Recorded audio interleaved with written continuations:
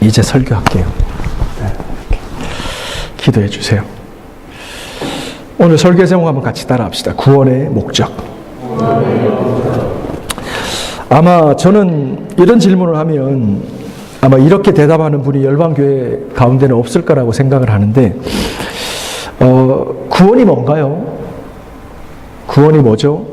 라고 질문을 하면 살아서 예수 믿고 죽어서 천국 가는 거, 이렇게 대답하시는 분이 열방교회는 없을 거라고 생각합니다. 왜냐하면 제가 지난 5년 동안 이렇게 가르친 적이 한 번도 없기 때문에요. 살아서 예수 믿고 죽어서 천국 가는 거, 이게 구원이다. 성경적으로 틀린 말은 아닙니다. 그쵸, 우재야? 살아서 예수 믿고 죽어서 천국 가야지. 아멘? 틀린 말은 아니에요.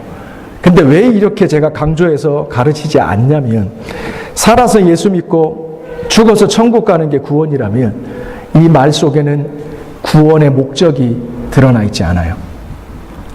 이 말이 사실이고 이 말이 전부라면, 죽어서 천국 가는 게 구원의 목적이라면 곤란해요. 살아서 예수 믿고 죽어서 천국 가는 게 구원의 목적이 아니에요. 성경을 자세히 보면 성경적인 구원의 목적은 이게 아닌 걸 알 수 있어요. 여러분, 성경에서 얘기하는 여러 가지 스토리가 있잖아요. 근데 하나님이 구원을 잘 설명해 주는 구약의 내용이 어떤 거죠? 출애굽 사건이잖아요. 하나님이 애굽에서 종살이하던 하나님의 백성들을 출애굽시키죠. 두 번의 강을 건너요. 첫 번째 홍해를 건너요. 그리고 어떤 강을 건너요? 요단강을 건너요. 그리고 와서 하나님께서 약속하신 가나안 땅에 들어가게 하시는 거예요. 이 전체 이 광대하고 장대한 여정이 뭘 얘기하냐면 한 개인, 한 민족, 한 나라가 경험하는 위대한 구원의 여정을 얘기하는 거예요. 이것을 뜯어보면, 자세히 살펴보면 하나님의 구원의 목적이 보여요. 성경을 표면적으로 읽고 오해하는 사람들은요, 구원이 뭐냐면 살아서 예수 믿고 죽어서 천국 간다라고만 생각해요. 무슨 말이냐면 구원을 장소의 개념으로만 이해해요. 애굽에서 가나안 가는 게 구원이라고 생각해요. 표면적으로는 그래요. 하지만 하나님의 진정한 뜻, 본뜻은 그게 아니에요. 하나님은 이곳에서, 애굽에서 가나안으로 엮기 위해서, 가나안에 들어가게 하기 위해서 하나님의 아들을 죽이신 게 아니에요. 더 분명한 구원의 목적이 있어요. 궁금하시죠? 궁금하시죠? 우리 말씀 한번 찾아볼게요. 출애굽기 19장. 자, 우리 조승우 집사님, 출애굽기 19장. 구약성경 110페이지에 있고요. 출애굽기 19장에 보면 하나님께서 이스라엘 백성을 애굽에서 종살이하던 데서 건져내서 홍해를 건너게 하시고 광야 40년 동안 하나님의 백성으로 훈련시키시고 그 다음에 결국은 요단강을 건너서 가나안 땅에 들어가게 하는 내용을 얘기해요. 근데 여기 자세히 보시면 구원의 목적이 나와요. 19장 4절이에요. 승우 집사님. 나의 애굽 사람에게 어떻게 하였으리와 내가 어떻게 주인에게로 너를 얻어 내게로 인도하였음을 너희가 아느니라. 아멘. 내가 애굽 사람에게 어떻게 행하였는지, 출애굽이죠. 내가 어떻게 독수리의 날개로 너희를 업어 40년 광야 생활하면서 한 번도 너희들의 신발과 먹을 것이 떨어지지 않고 내가 너희를 40년 동안 지켰다는 얘기죠. 그 다음에 어떻게 나와 있어요? 내가 독수리의 날개로 업어 어디로 인도했다고요? 가나안으로 인도했다고 돼 있지 않아요. 어디로 인도했다고 돼 있어요? 내게로 인도했다고 돼 있는 거예요. 구원의 목적이 뭔지 아세요? 가나안으로 인도하는 게 아니에요. 하나님께로 인도하는 거예요. 구원의 목적은 관계예요. 하나님하고 우리가 관계가 깨졌어요. 내가 주인 되어 살고 내 판단과 내 지혜와 나의 원함과 만족을 위해서 살던 인생은 하나님과 관계가 깨진 인생이에요. 근데 하나님께서 오셔서 우리를 구원하시면서 이 삶의 목적과 방향을 바꾸세요. 그러므로 구원은 주인이 바뀌는 사건이에요. 내가 주인된 인생이 하나님이 주인된 인생으로 바뀌는 사건이 구원이에요. 그러므로 이제는 구원받은 자의 삶은 나의 만족과 유익을 위해서 사는 게 아니에요. 철저하게 내 관점, 내 목적, 나의 기쁨은 내려놓아지는 거예요. 그럼 뭘 위해서 살아요? 하나님의 만족과 하나님의 기쁨과 그분을 위해서 사는 게 구원받은 자의 삶이라 이 말이에요. 혹시 아직도 나의 기쁨이 전부가 되세요? 아직도 내 뜻대로 내 원함대로 되지 않으면 내 영혼이 흔들리고 불만족스러우세요? 우리는 아직 구원에 이르지 않은지 점검해야 돼요. 구원은 중심이 바뀌는 거예요. 기준이 바뀌는 거예요. 주인이 바뀌는 거예요.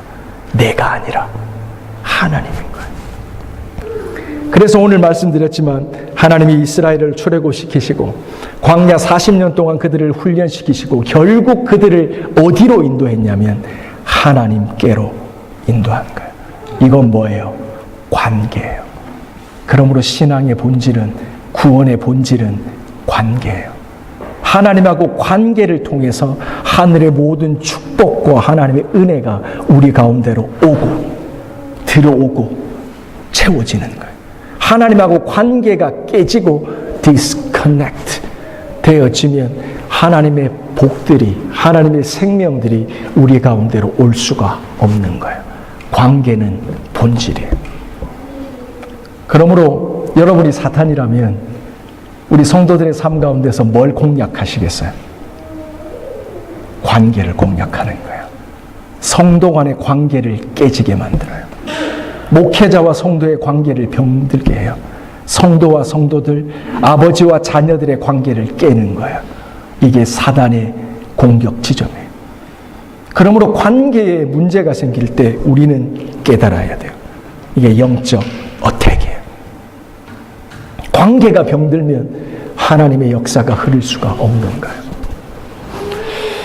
어떤 분이 그렇게 얘기를 하더라고요.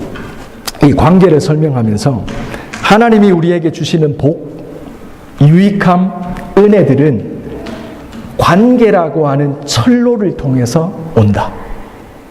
하나님이 우리에게 주시는 복, 유익함, 은혜들은 기차와 같은데 관계라고 하는 레일이 없으면 올 수가 없다는 거예요. 그러므로 관계는 너무 중요해요. 모든 관계 중에서 첫 번째가 뭐예요? 수평적 관계예요. 하나님은 나의 하나님이 되는 거예요. 개념이 아니에요. 실제예요. 뒷부분에서 설명해 드릴게요. 두 번째가 뭐예요?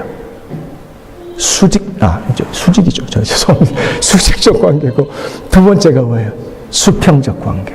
하나님하고 관계가 문제가 생기면 즉각적으로 사람하고 관계에 문제가 생기게 돼 있어요. 그러므로 인간적인 가정에서 부모와 자식 간의 관계에 문제가 생기잖아요. 내가 성도와의 관계에 문제가 생기잖아요. 직장에서 누군가의 관계에 문제가 생기잖아요. 그러면 성경적 믿음을 가지고 있는 사람은 즉각적으로 하나님의 관계를 점검해 봐야 돼요. 하나님하고 관계에 내가 막힌 것이 없는지, 내가 주님과의 관계에 있어서 이 관계가 개념이지 않은지, 이론이지 않은지 생각해 봐야 돼요. 왜냐하면 이론에는 능력이 없어요. 생명이 없어요. 하나님의 관계가 피상적이면 이웃과의 관계는 당연히 피상적으로 가요. 하나님의 관계가 막연하면 이웃과의 관계는 당연히 막연하게 가요. 하나님하고 관계가 계산적이면 정확하게 이웃과의 관계는 계산적으로 가요. 이것이 성경이 얘기하는 바예요. 관계는 본질이에요. 우리가 읽었던 이 출애굽기 말씀은 내가 독수리의 날개로 너희를 업어서 나에게로 인도했다라고 얘기를 하는 겁니다. 이 내용이 이제 오늘 우리가 읽었던 본문으로 돌아오면, 출애굽기 29장으로 돌아오면 똑같은 내용인데 다르게 표현이 되어 있어요. 똑같은 내용인데 다르게. 제가 다시 읽어드릴게요. 45절. 내가 이스라엘 자손 중에 거하여 그들의 하나님이 되리니 그들은 내가 그들의 하나님 여호와로서 그들 중에 거하려고 그들을 애굽 땅에서 인도하여 낸 줄 알리라. 나는 그들의 하나님 여호와니라. 아멘. 3번 반복되어지는 표현이 보이세요?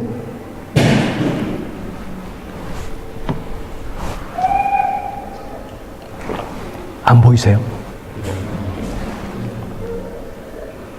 3번 반복되어지는 표현이 보이실 거예요.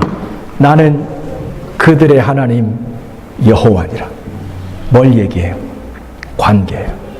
하나님의 구원의 목적이에요. 여기서 우리는 생각해 봐야 돼요. 하나님이 자꾸 반복하시네. 말끝마다 나는 너희의 하나님이 될 거다.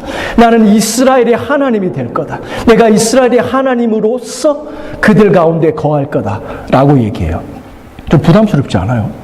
말끝마다 하나님이 내가 너희의 하나님이 될 거다 라고 자꾸 뭔가 이렇게 자꾸 다가오시는 거예요. 다가오시는 거예요. 여기서 생각을 해봐야 돼요. 하나님은 누구시죠? 하나님은 우주를 지으신 창조주시잖아요. 우리는 부족함이 있지만 그분은 부족함이 없어요. 근데 이분이 우리한테 뭘 해오는 것 같아요? 사랑을 구걸해 오는 것 같아요. 야, 내가 너희의 하나님이야. 너는 나의 백성이야. 이렇게 하나님이 우리에게 다가오시는, 구걸해 오시는 듯한 느낌을 가지는 거예요. 왜 이러시죠? 왜 이러시죠? 하나님이 뭔가 몇몇 사람들이 오해하는 것처럼 하나님이 우리들을 통해서 하나님이 뭔가 이득을 좀 챙기려고 하나 보다. 이렇게 생각하는 분들이 가끔 있어요. 성도들의 주문이 헌금 받아갖고 하나님이 뭔가 하나님 일을 하시려나 보다. 그거 아니에요. 하나님이 여러분에게 주셨지 여러분이 주신 걸로 하나님이 부유해지는 게 아니에요. 하나님이 이렇게 내가 너희의 하나님이다. 나는 너희의 하나님이 된다라고 얘기하는 건 하나님의 백성들을 통해서 하나님의 유익함을 취하려고 하는 게 아니라 정확히 반대예요. 하나님을 통해서 하나님의 백성들을 유익하게 하시고자 하는 거예요. 이건 하나님의 성품인 거예요. 하나님 자신인 거예요. 하나님의 사랑인 거예요. 사랑이 많은 사람은 어떻게 하는 줄 아세요? 주는 거예요. 넘치는 사람은 흐르게 돼 있는 거예요. 하지만 사랑이 모질하죠. 뭔가 결핍을 느끼는 사람이 있죠. 끊임없이 원합니다. 끊임없이 있어야 됩니다. 끊임없이 확인받아야 됩니다. 하나님은 그렇지가 않아요. 하나님은 모든 것을 풍성하게 가진 그분은 하나님의 사랑의 근거에서 얘기하는 거예요. 야, 전부를 가진 내가 너희의 하나님이 될 거다. 왜? 나를 통해서 너희를 부유하게, 나를 통해서 너희를 살리려고 하나님께서 하시는 거예요. 믿으시는 분만 아멘 합시다. 그러므로 여러분, 우리가 신앙생활 하는 건 하나님의 이 초청과 초대는 너무 좋은 거예요. 하나님이 우리의 백성이 되고 내가 하나님의 백성이 된다라고 하는 건 너무 좋은 거라 이 말이에요. 근데 여기서 한 가지, 하나님이 우리의 이스라엘의 하나님이 되시고 하나님이 우리의 하나님이 되시는 이 사실을 거부하는 분이 계세요 혹시 여기? 없죠. 없죠. 근데 이런 분은 없는데 어떤 사람이 있을 수 있냐면, 하나님이 나의 하나님이 되신다, 하나님과 나는 하나다, 나는 하나님의 백성이다 라는 게 뭐에서 끝나는 사람은 맞냐면, 이것이 이론과 지식으로만 끝나는 사람이 너무 많아요. 그러므로 구원은 단순한 교리, 몇 가지 교리에 대한 나의 지적 동의가 구원이 결코 아니에요. 착각하면 안 돼요. 지식이 구원을 가져다 주지 못해요. 알면서 시작해요. 하지만 그 알미 내 중심의 자리에 와서 내 가치와 내 결정을, 내 선택을 바꾸지 않는 이상 이것은 실제가 되어지지 않아요. 하나님이 여러분의 하나님이 되세요? 아멘이세요? 하나님이 이것을 우리 가운데 실제가 되게 하기 위해서 어떤 방법을 쓰시냐면, 오늘 본문 다시 갈게요. 우리 도영 집사님 다시 한번 읽어주세요. 45절, 46절을 읽으시면서 하나님이 우리의 하나님이 되시기 위해서 하나님이 쓰시는 실제적인 방법에 대해서 나와 있어요. 찾아보세요. 읽어주세요. 내가 이스라엘 자손 중에 거하여 그들의 하나님이 되리니 그들은 내가 그들의 하나님 여호와로서 그들 중에 거하리되 그들을 애굽 땅에서 인도하여 낸 줄을 알리라. 나는 그들의 하나님 여호와니라. 아멘. 자, 보세요. 하나님이 우리의 하나님이 되시기 위해서 이게 이론에 끝나는 게 아니라 실제가 되기 위해서 하나님이 어떤 방법을 쓰세요? 다 같이 따라 합시다. 어디 있지? 잠시만요. 그렇죠. 다 같이 따라 합시다. 내가 이스라엘 중에 거하려 하여. 무슨 말이에요? 하나님이 나의 하나님이 되시려면 어떤 일이 전제돼야 되냐면 하나님이 실제적으로 내 삶에 임재하셔야 돼요. 하나님이 실제적으로 내 삶에 동행하셔야 돼요. 실제적으로 하나님이 내 삶에서 살아 역사하시는 시간과 사건을 통해서 하나님은 나의 하나님이 되시는 거예요. 무슨 말이냐면 내가 하나님을 배웠어요. 성경으로. 내가 하나님을 알아요. 성경에 수만 가지 약속과 스토리가 있어요. 하지만 내 삶에 한 번도 이것이 실제로 경험되어지는 사건이 없으면 하나님은 나의 하나님이 될 수가 없어요. 여기까지는 오셨는데 어디까지는 못 와요? 여기까지는 못 오시는 거예요. 이게 너무 중요해요. 이게 뭐라 그래요? 임재예요. 이게 임마누엘이에요. 이사야 7장 14절에 보면 무슨 말씀이 있죠? 처녀가 잉태하여 아들을 낳으리니 그 이름을 뭐라 하라? 임마누엘이라 하라. 말씀이 육신되어 우리 가운데 뭐 하심에? 거하심에. 이걸 통해서 구원이 일어나는 거예요. 하나님의 임재와 예수님께서 말씀이 육신되어서 우리 가운데 오시는 실제적인 역사적 사건이 없었으면 구원은 일어날 수가 없는 거예요. 개념으로 예수께서 오신 게 아니에요. 말씀이 육신되어 우리 가운데 실제로 거하셨어요. 그리고 제자들과 사셨어요. 그리고 그분의 인생과 삶을 성경에 기록하셨어요. 그리고 그분은 실제로 함께 하셨어요. 이 역사를 통해서 우리 가운데 구원은 실제가 되어졌던 거예요. 이것뿐만이 아니에요. 우리 말씀 한번 찾아볼까? 요한복음 14장으로 가봅시다. 요한복음 14장 16절.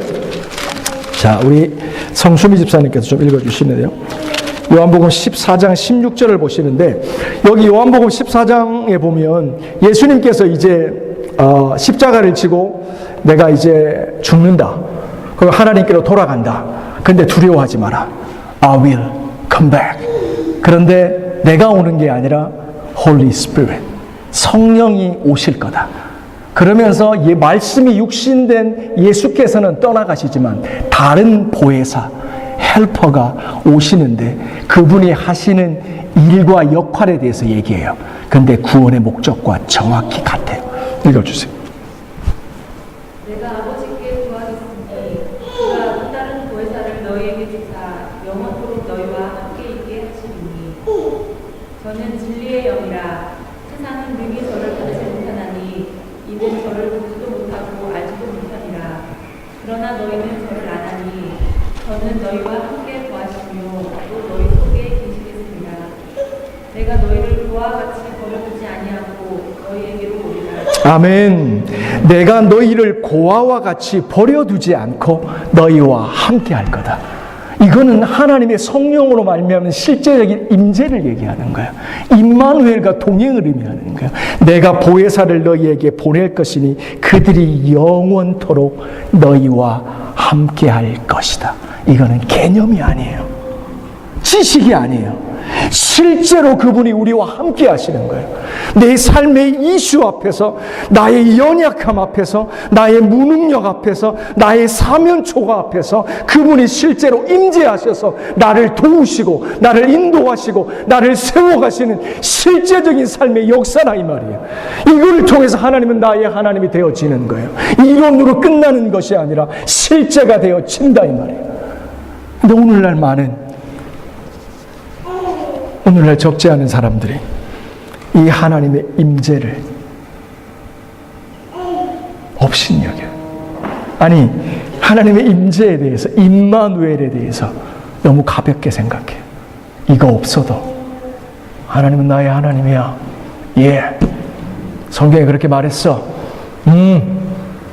이거밖에 없어요. 삶에 어떠한 능력도 없어요.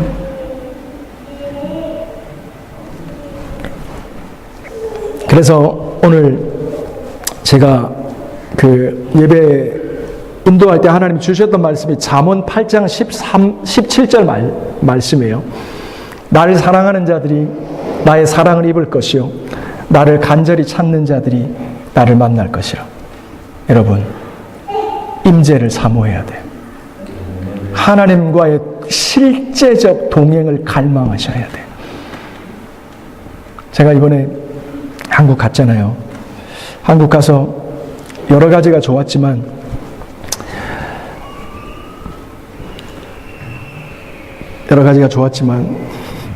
어머니하고 있는 한 3박 4일이 너무 좋았어요. 어머님이 이제 나이가 드셔서 해줄 게 별로 없으세요. 제가 뭘 해드리면 해드려야지만. 그런데도 어머니하고 있는 건 너무나 큰 힘이에요. 집에서는 저를 바라보는 눈이 몇 개죠? 많다, 하여튼. 저를 바라보는 눈들이 많잖아요. 뭔가를 해줘야 되는 입장이잖아요. 근데 연로하신 어머님이지만 그분은 디스크가 있고 골다공증이 있는데도 뭔가를 제게 해주려고 하는 큰 분이에요.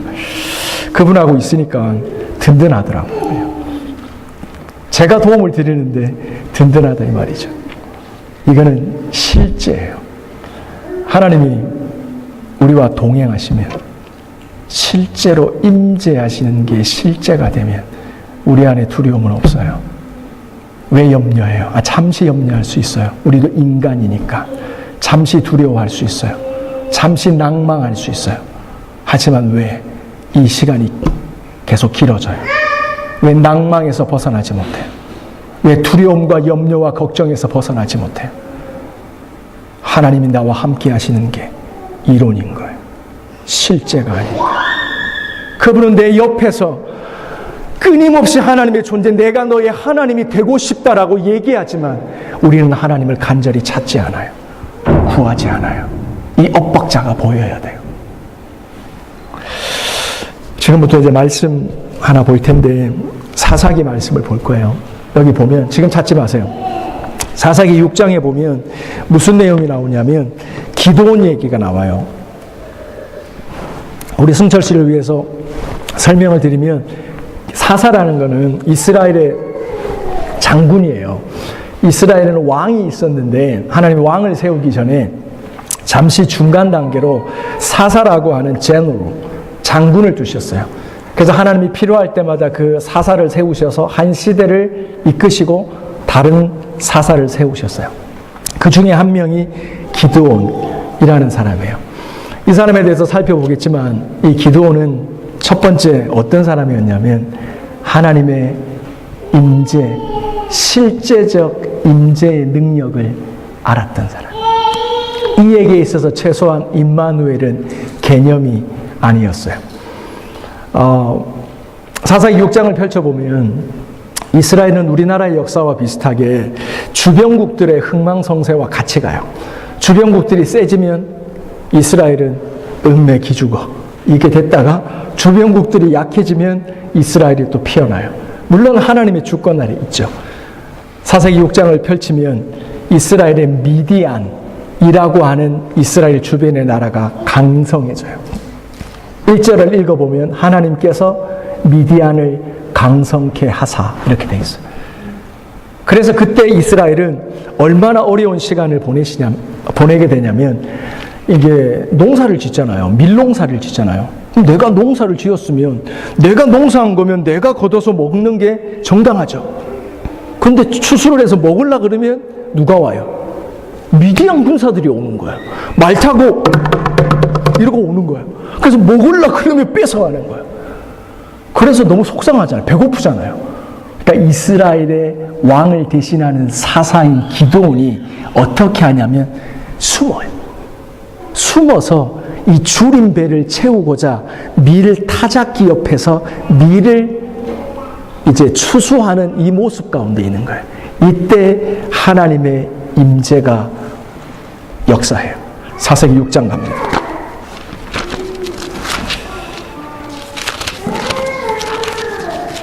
자, 우리 숙현 집사님 좀 읽어주시기 바랍니다. 사사기 6장 1절부터 읽어주십시오. 구약성경 369페이지에 있고요. 사사기 6장 1절부터 읽어주십시오. 이스라엘 자손이 그 여호와의 목전에 악을 행하였으므로 여호와께서 7년 동안 미디안의 손에 붙이시니 미디안의 손이 이스라엘을 이끈지라.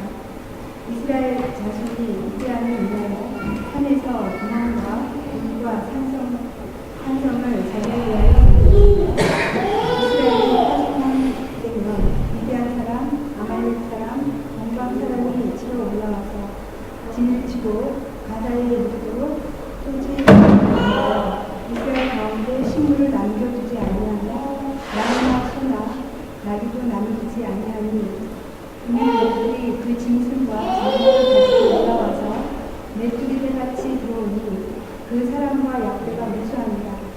그들이 그 땅에 들어와 멸하려 하니 이스라엘이 미디안에 인하여 미약함이 심한지라. 이에 이스라엘 자손이 여호와께 부르짖었더라. 아멘. 미디안이 자꾸 먹을 거 뺏어가니까 이스라엘이 뭐예요? 하나님께 부르짖어요. 사랑하는 성도 여러분, 여러분 살아가다 보면 어려운 일이 있죠? 맷집으로 버티지 마세요. 하나님께 부르짖어야 돼요. 부르짖어야 돼요. 어려운 일이 있죠? 인생사 그렇다고 합리화 자족하지 마시고 주님 앞에 부르짖어야 돼요. 이렇게 부르짖었더니 하나님께서 어떻게 하세요? 응답하세요. 계속입니다. 우리 11절부터 읽어주십시오. 숙현 집사님. 네. 아비에셀 사람 요아스에게 속한 오브라에 이르러 산수의 나무 아래에 앉으니라. 마침 요아스의 아들 기드온이 미디안 사람에게 알리지 아니하려며 이를 포도숲에서 타작하더니 여호와의 사자가 기드온에게 나타나 이르되 큰 용사여 여호와께서 너와 함께 계시리라. 기드온이 그에게 대답하되 나의 주여 여호와께서 우리와 함께 계시면 어찌하여 이 모든 일이 우리에게 미쳤나이까. 아멘. 아멘. 자, 여러분 성경을 볼 때 이 성경을 읽는 자세가 되게 중요해요. 지금 미디안이 그 기드온이 뭐 하고 있었죠? 숨어서 밀 한 쪼가리 먹어보겠다고. 하나님이 사사로 세웠는데 배고파서 밀 좀 먹어보겠다고 숨어서 밀을 먹고 있었어요. 근데 하나님께서 나타나시죠. 그래서 기드온을 뭐라고 부르세요? 큰 용사라고 부르죠. 입장 바꿔놓고 생각해 보세요. 내가 배고파도 나의 백성들 위해서 잔치를 배설한 게 아니라 내 배고픈 것 때문에 숨어서 밀 한 쪼가리 먹어보려고 이러고 있는데 하나님이 나타나서 큰 용사여. 우리 하나님 너무 재밌죠. 그래서 하나님이 말씀하시는 게 뭐예요? 다 같이 따라합시다. 내가 너와 함께 할 것이다. 임재를 얘기하는 거예요. 임마누엘을 얘기하는 거예요. 네가 주님 배에 있는 거 알고 너의 나라가 지금 망할 직전에 있는 거 알고 7년 동안 종살이 하는 거 내가 아는데 네가 지금 숨어서 밥 먹는 것까지 내가 아는데 내가 너와 함께 한다 라고 얘기해요. 이랬더니 기드온의 반응이 뭐예요? 무슨 소리 하는 거예요 지금? 하나님이 나와 함께 계시면 어떻게 이런 일이 일어날 수 있습니까? 라고 기드온이 얘기하는 거예요. 무슨 말이에요? 하나님이 실제로 나와 함께 하시면, 하나님이 실제로 나와 동행하시면 미디안에 의해서 내가 종살이하는 이런 일은 없다는 거예요. 최소한 기드온에게 있어서 하나님의 임재는 이론이, 개념이, 교리가 아니었어요. 이스라엘 백성 가운데 하나님의 임재가 그친 것이 보인 거예요. 하나님의 임마누엘의 역사가 없는 게 기드온은 보였던 거예요. 그러므로 하나님이 함께 하시면 어떻게 이 모든 일이 일어날 수가 있습니까? 또 우리들의 열조가 일찍이 우리들에게 이르기를 여호와께서 우리를 애굽에서 나오게 하신 것이 아니냐. 이 모든 이적이 어디 있나이까? 이제 여호와께서 우리를 버리사 미디안 손에 붙이셨나이다. 정확한 거예요.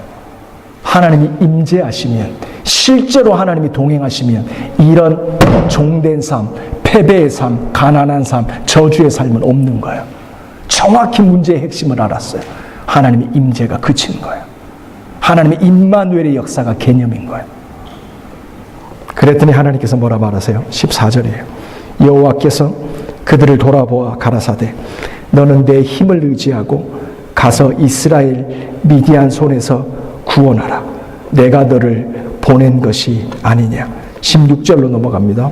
여호와께서 그에게 이르시되 내가 반드시 너와 함께하리니 내가 미디안 사람 치기를 한 사람 치듯 하리라. 아멘. 하나님이 지금 기드온에게 뭘 약속하세요? 임마누엘을 약속하세요. 야, 맞아. 네가 범죄하여서 16장 1절에 봤던 것처럼 너희가 범죄하여서 하나님을 떠나서 내 힘과 능력을 의지하여 살았기 때문에 내 임재가 그쳤다. 내 임마누엘의 역사가 실제가 되지 않았다. 하지만 너희들의 백성이 회개하고 부르짖음으로 내가 이제 내게 다시 약속한다. 내가 너와 함께할 거다. 임마누엘과 임재의 약속을 다시 하시는 거예요. 이게 키포인트예요. 사랑하는 성도 여러분, 우리는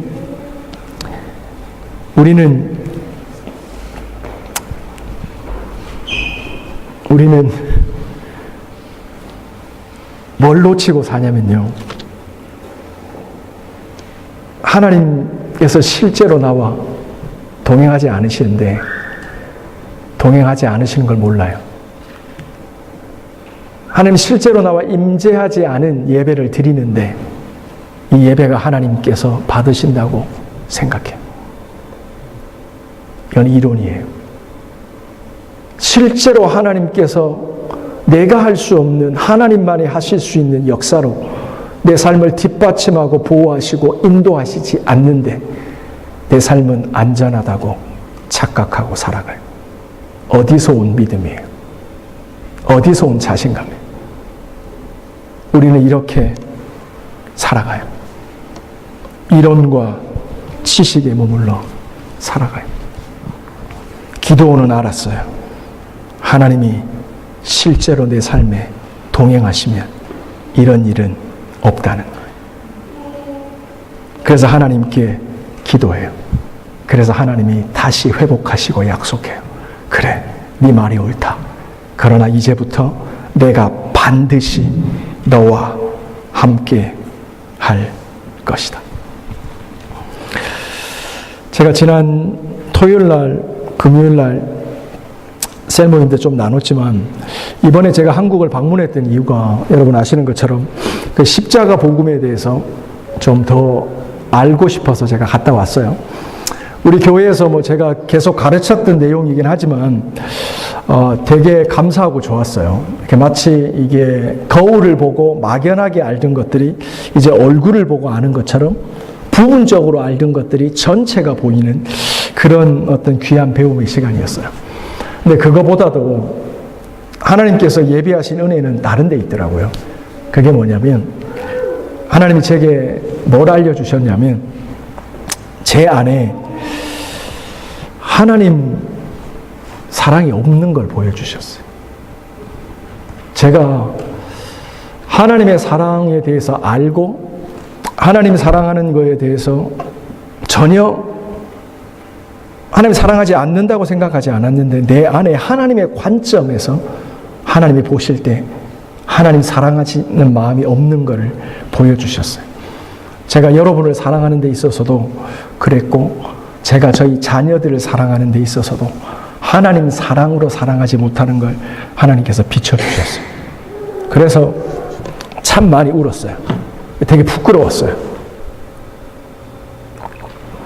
왜냐하면 저는 하나님 사랑하고 있다고 생각을 했거든요. 제가 사랑으로 여러분을 대하고 있다고 생각을 했거든요. 그래서 우리들의 관계는 사랑의 관계라고 제가 생각을 했었거든요. 근데 아니더라고요. 상처받지 않을 만큼만 어느 정도의 거리를 유지하면서 어떤 안전한 디스턴스를 유지하면서 그 사랑의 분량을 유지해 갔던 모습을 하나님께서 비춰주셨어요. 그래서 하나님께 회개했어요. 하나님의 실제가, 하나님의 임재가 제 안에 실제가 아닌 것을 하나님께서 보여주셨다 이 말이에요. 하나님의 말씀을 전하는 자리지만 제가 여러분들께 죄송하다는 말씀을 드려요. 네. 왜냐하면 하나님의 사랑으로 여러분들을 이렇게 섬기고 온전히 사랑하지 못했기 때문이에요. 우리가 신앙생활 하면서도 관계가 건강하게 아름답게 성경적으로 유지되는 건 너무 중요해요. 관계가 병들면, 관계가 화해되고 용서되지 않으면 하나님의 사랑과 축복이 흘러갈 수가 없어요.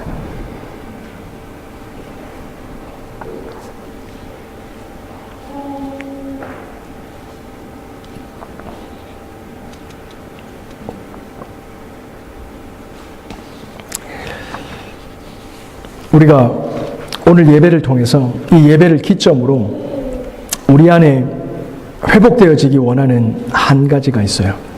그게 뭐냐면 하나님의 임마누엘의 역사, 하나님의 실제적인 동행, 하나님의 임재에 대한 갈망이 더욱 커지기를 원해요. 아멘이세요? 여러분, 하나님의 구원의 목적이 하나님이 우리와 함께 하시는 거라면 심판은 뭘까요? 심판은 하나님이 우리를 떠나시는 거예요. 하나님의 임재가 그치는 거예요. 모든 것이 하나님의 도우심과 하나님의 지혜와 하나님의 은혜와 하나님의 능력으로 되어질 그치고 모든 걸 내 지혜와 내 힘과 내 능력으로 내 자구책으로만 해결하며 살아가는 것, 이게 심판 아래 있는 삶인 거예요. 우리는 하나님의 임재를 구해야 돼요. 말씀을 정리합니다. 여러분들 요한계시록 3장에 보면 라오디게아 교회가 나오잖아요. 너무 잘 아시죠? 라오디게아 교회가 어떤 교회예요, 재혁 집사님? 무슨 말이 생각나세요? 차지도 않고 덥지도 않아서 내가 너희를 토해내리라 했던 교회가 라오디게아 교회예요. 어떻게 하면 그들은 하나님 앞에서 차지도 않고 덥지도 않은 미지근한 신앙을 가질 수밖에 없었는 줄 아세요? 3장 20절에서 얘기해요. 내가 문 밖에 서서 두드리노니 누구든지 내 음성을 듣고 문을 열면 내가 그에게로 들어가 그로 더불어 먹고 그는 나로 더불어 먹으리라. 이 말씀이 무슨 말씀이에요? 하나님이 라오디게아 교회에 하시는 말씀이에요. 하나님이 라오디게아 교회 밖에 계시다는 거예요. 라오디게아 교회는 하나님의 임재가 그쳤지만 하나님의 임마누엘이 실제가 되지 못했지만 그들은 인식하지 못했어요. 인지하지도 못했어요. 그러면서 스스로 말하기를 뭐라고 말해요? 나는 부자라. 나는 부족한 것이 없는 자라 라고 얘기해요. 그러면서 하나님이 얘기해요. 가서 돈을 주고 안약을 사서 너희들의 눈먼 것을 고쳐라 라고 얘기해요. 하나님의 임재가 그쳤는데 그거를 보지도 알지도 모르는 거예요. 하나님을 떠났으면서 내가 하나님을 떠나 있는 줄도 모르고 살아가는 거예요. 그래서 하나님이 라오디게아 교회에서 얘기하는 거예요. 열심을 내서 뭐 해라? 회개해라. 하나님께로 돌아와라 라고 얘기하는 거예요. 사랑하는 성도 여러분, 이제 말씀을 정리합니다.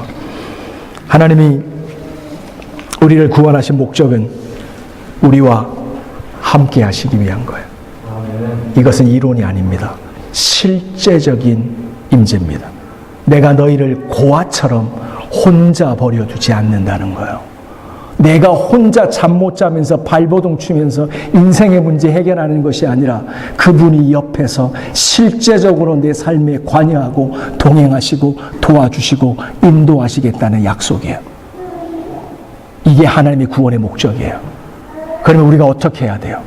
하나님을 찾아야 돼요. 간절히 하나님을 찾아야 돼요.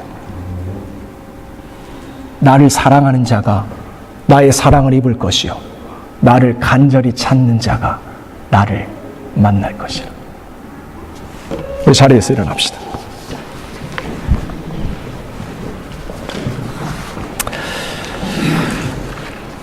우리 이 시간 하나님 앞에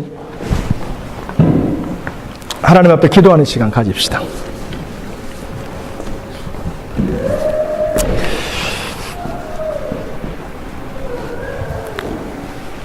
요즘 하나님께서 우리 교회를 통해서 하나님께서 보이시는 뜻들이 있죠. 그게 올해가 시작되면서부터 지속적으로 하나님이 주시는 말씀이에요. 그게 뭐냐면 거룩하라는 거예요. 정직하라는 거예요. 우리가 정직하지 않으면, 우리가 깨끗한 그릇이 되지 않고 금그릇 되기, 은그릇 되기만 사모하면 주인의 쓰기에 합당하지 못해요. 주인의 픽업이 없어요. 하나님은 우리에게 지속적으로 얘기하십니다. 내가 너희와 함께 하기를 원한다. 이 임재가 실제가 되기 원한다. 거룩해라. 정직해라. 하나님의 말씀이 육신되어 우리 가운데 거하시는 그 하나님께로 나오라. 나를 찾으라. 나를 구하라. 우리 이 시간 기도합시다. 우리가 스스로 거룩해질 수 없습니다. 믿음으로 거룩해집니다. 그리스도를 의지함으로 저희가 거룩해집니다. 우리 하나님 구하며 나갑시다. 하나님, 내 안에 하나님의 임재가 실제가 되게 하시고, 내 안에 하나님을 의지하지 않는 마음, 하나님보다 더 의지하는 우상의 제단이 무너지게 하여 주시옵소서. 하나님만 간절히 구하는 저희가 되게 하여 주옵소서. 우리 이 시간 같이 한 마음으로 기도하며 나갑니다. 거룩하신 하나님, 감사합니다. 하나님, 내가 너희와 반드시 함께 할 것이라. 내가 너희와 반드시 함께 할 것이라. 너희는 너희들의 옷을 빨며 너희들의 집을 청소하며 여호와를 만날 준비를 하라. 먹을 음식을 조절하며 누룩이 있는 빵을 삼가하고 여호와의 절기를 지키며 하나님께로 나오라. 하나님의 법도를 떠나고 하나님 없이 살아가는 인생을 부러워하지 말고 정직하라. 하나님 앞에 거룩하라. 너희들의 심장을 살피시는 하나님을 바라보며 주님께로 가까이 나오라. 하나님, 이 시간도 주의 말씀 앞에 반응합니다. 하나님, 주님이 나의 아버지가 되십니다. 하나님, 나의 신랑이 되십니다. 하나님, 거룩하신 나의 아버지가 되십니다. 주여, 나를 붙드소서. 하나님의 거룩하심으로 하나님, 나를 인도하여 주시옵소서. 하나님, 주의 말씀이 나를 경고케 하십니다.